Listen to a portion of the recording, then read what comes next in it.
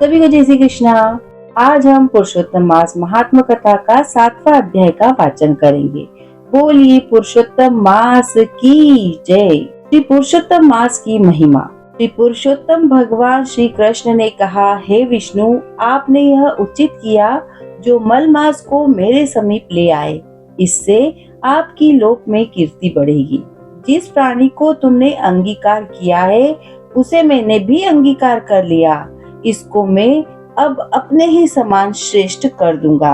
मेरे सभी गुण, कीर्ति, अनुभव, छहो ऐश्वर्य, पराक्रम, भक्तों को वरदान देने की शक्ति आदि, जिनके कारण मैं प्रसिद्ध पुरुषोत्तम कहलाता हूँ, उन सभी को मैं इसे भी प्रदान करता हूँ।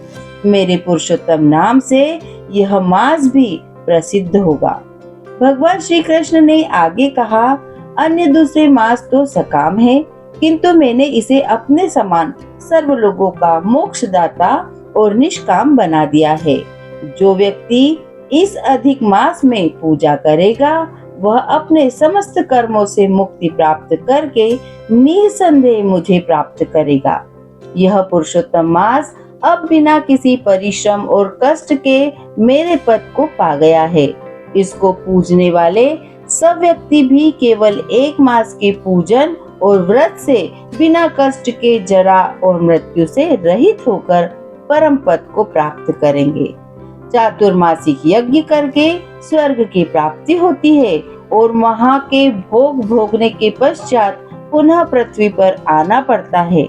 किंतु विधि एवं श्रद्धा पूर्वक जो इस पुरुषोत्तम मास को पूजेगा वह अपने परिवार सहित मुझे निश्चय ही प्राप्त करेगा। मुझे प्राप्त कर वह जन्म, मृत्यु आदि, व्याधि एवं जरा आदि सभी से मुक्त होकर इस संसार में जन्म नहीं लेगा। मेरे परम धाम को वेद वह धाम बतलाते हैं जहाँ से फिर आना नहीं होता। हे विष्णु, भक्तों की पूजा मुझे प्रिय है।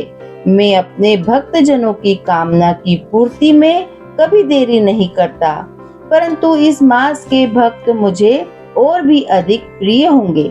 मैं उनकी मनोकामनाओं को और भी शीघ्र पूर्ण कर सकूंगा।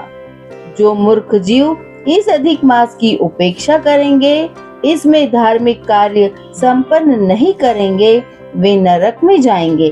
जो तृतीय वर्ष के पश्चात आने वाले अधिक मास में इन धार्मिक आचरणों को नहीं करेंगे, वे कुंभिपाक नरक को प्राप्त करेंगे। अंत में भगवान श्री कृष्ण ने कहा, जो भी इस पुरुषोत्तम मास में मेरी भक्ति पूर्वक पूजा अर्चना करेगा वह संपत्ति, पुत्र पौत्र आदि सभी सुख भोगता हुआ अंत में मेरे इस गोलोक धाम को प्राप्त करेगा। हे रमापति, इस मास के विषय में आप चिंता न करें। आप वैकुंठ लोक पधारे और इसको भी अपने साथ ही ले आइए। श्री नारायण बोले।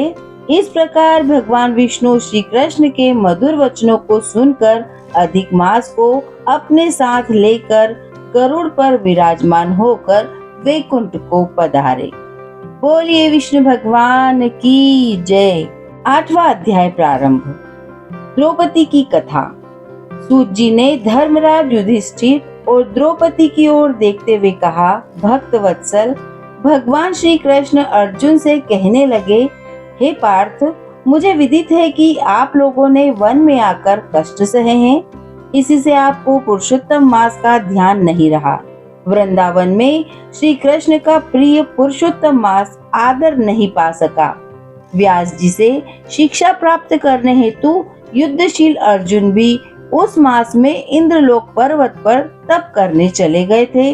इसके विछोह से दुखी होकर आप लोगों ने भी अज्ञानता में ही इस पुरुषोत्तम मास का व्यतीत होना नहीं जाना। यह सब भाग्यवश ही हुआ है। अब मैं आपके दुखों के दूसरे कारण को इतिहास के साथ कहता हूँ, ध्यान लगाकर सुनो। भगवान श्री कृष्ण बोले, यह द्रौपदी पूर्व जन्म में एक विद्वान ब्राह्मण की पुत्री थी। बाल्यावस्था बीतने पर यह युवती हुई। इसके बड़े नेत्र थे।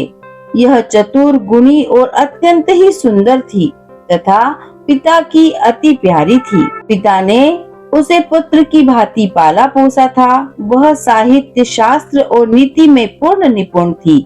माता की मृत्यु पहले ही हो गई थी, इससे उसे पिता ने ही पाला था। पड़ोसियों और सखियों का सुख देखकर वह भी पति और पुत्र आदि की कामना करने लगी। विचार करती रहती थी कि ऐसे गुणी और भाग्यशाली पति, पुत्र आदि मुझे किस प्रकार प्राप्त होंगे। किस देव की उपासना की जाए, किस मुनि के समीप जाऊं, कौन सा तीर्थाटन करूं। मेरा भाग्य क्या सोया हुआ है? कोई मुझे पत्नी रूप में अंगीकार क्यों नहीं करता? मैं अपनी सखियों में प्रमुख बनी हुई हूँ, किंतु फिर भी मैं कुमारी हूँ। मेरी सखियों को स्वामी के सुख का जैसा अनुभव है, मुझे वैसा नहीं है। इसी से मुझे अत्यंत क्लेश है। इसी प्रकार इच्छाओं के समुद्र से चिंतातुर वह कन्या मोह और शोक के सागर में हर समय डूबी रहती थी।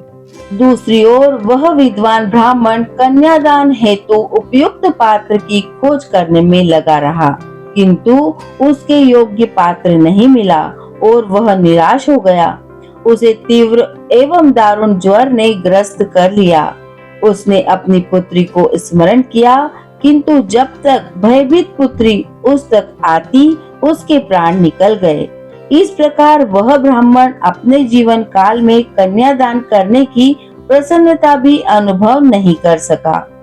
हरिभक्त धर्मात्मा व्यक्ति जिस प्रकार मृत्युशैया पर गृहस्थ धर्म में पालन किए गए परिश्रम की चिंताएं एवं संसार की सब वासनाएं छोड़कर हरि के साथ अपने को तन्मय कर देते हैं, इसी तरह निपुण ब्राह्मण ने नीलकमल की भांति सुंदर त्रिभंग ललित स्वरूप श्री हरि पुरुषोत्तम स्वरूप में अपना चित्त लगाकर उन्हें स्मरण किया। उसने मन ही मन भगवान से प्रार्थना की। मृत्युशैया पर पड़े उस ब्राह्मण के ऐसे वचनों को सुनकर भगवान के लोक से उनके पार्षद आ पहुँचे और मृतक की आत्मा को लेकर भगवान के चरण कमलों में प्रस्तुत कर दिया। अपने पिता को मृत पाकर वह कन्या हा हा करके रुदन करने लगी। पिता के शरीर को गोद में रखे वह करुण विलाप करने लगी। हे पिता, अपनी पुत्री को सुख से रखने वाले कृपालु, मुझे आप किसके आश्रय छोड़ गए हो? मुझ पितृहीन की अब कौन रक्षा करेगा?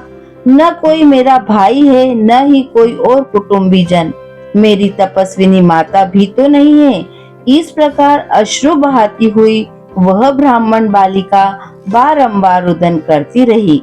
उसका ऐसा करुण रुदन सुनकर उस वन में निवास करने वाले अन्य ब्राह्मण सोचने लगे कि ऐसे करुण स्वर में कौन रोता है। तो पता लगा कि ब्राह्मण की पुत्री रो रही है। उसका पिता मृत्यु को प्राप्त हो गया था। सो सब एकत्रित होकर उस ब्राह्मण बालिका के निकट पहुँचे और रुदन करने लगे। अंत में उन्होंने उस बालिका की गोद से मृतक शरीर को उठाया और काष्ठादि से चिता बनाकर शिवालय के निकट शमशान में उसकी अंत्येष्टि कर दी। उसके पश्चात दुखी ब्राह्मण बालिका को धीरज बंधाकर सब अपने अपने निवास स्थान को लौट आए। बालिका ने पिता के सब